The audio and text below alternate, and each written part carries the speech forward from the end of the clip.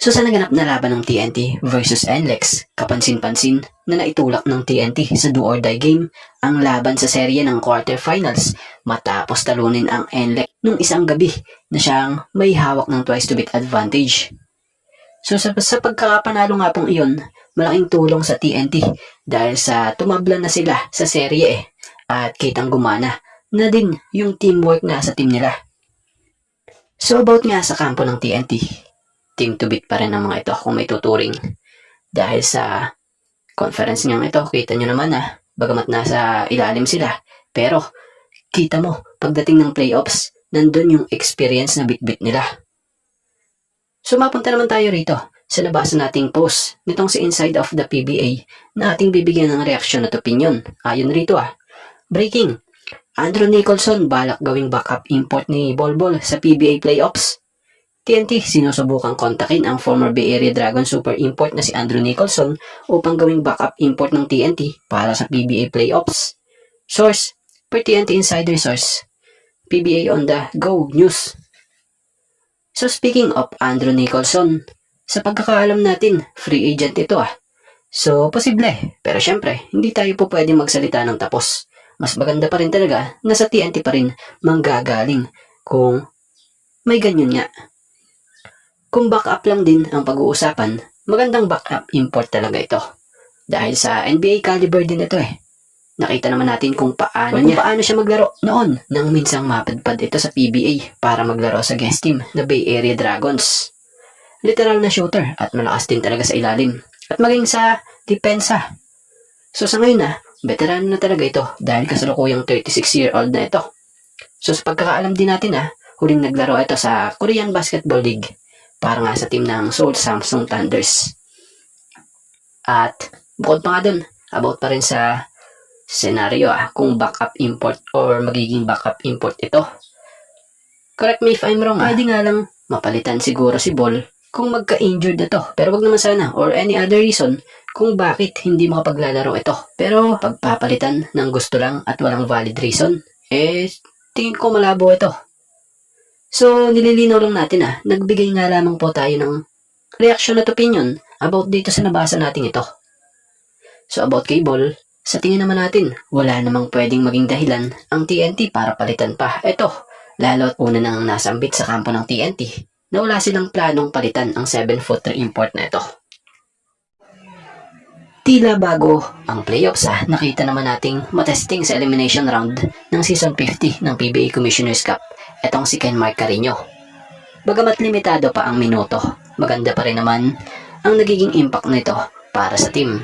Speaking of limitado, yan nga ang dapat nyo rin malaman dahil batay nga sa nabasa natin, may dahilan pala kung bakit limitado pa ang minuto ni Kenmark o hindi pa nga ito binibigyan ng heavy minutes sa Hinebra.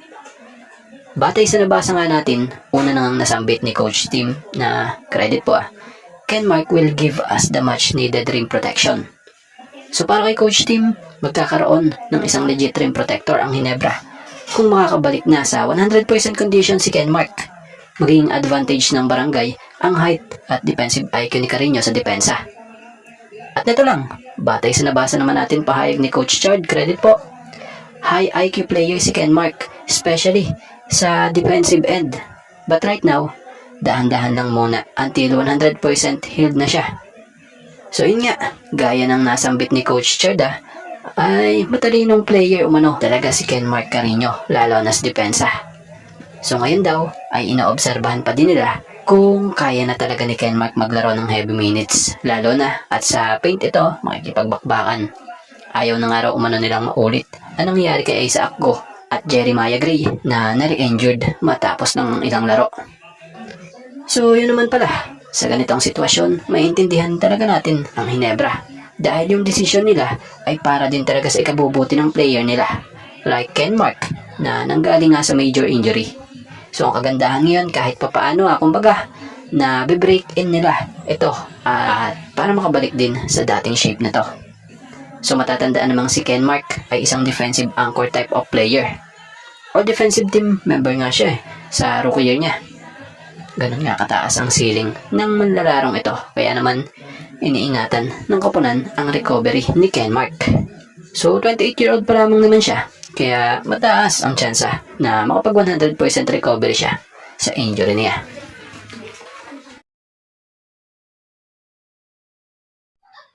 Speaking of Jan Abis, marami ang nakakapansin na ang rookie na ito ng Barangay Ginebra San Miguel ay talagang may potensyal. Grabe yung puso niya sa tuwing ipapasok siya. Itong si Coach Tim Cone.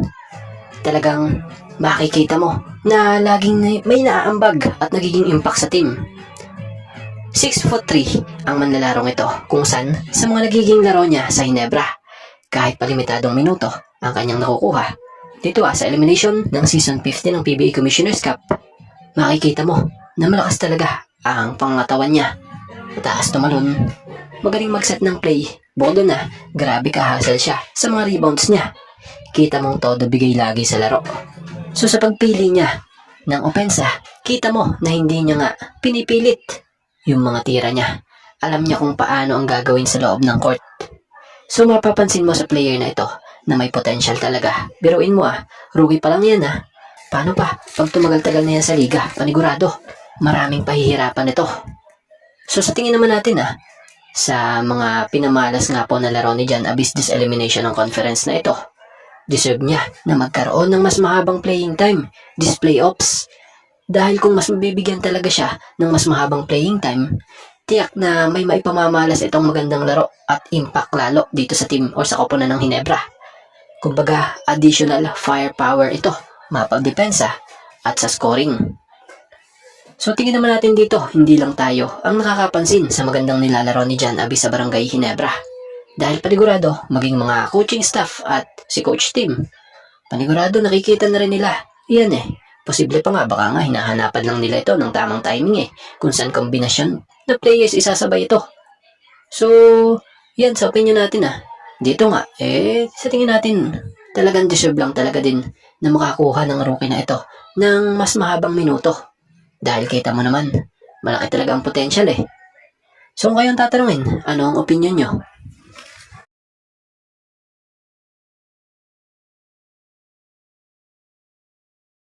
At bago nga ang lahat, baka naman po pwedeng makahingi ng isang subscription para sa ating channel or pakifollow na rin po kung nagustuhan nyo ang ating mga basketball update.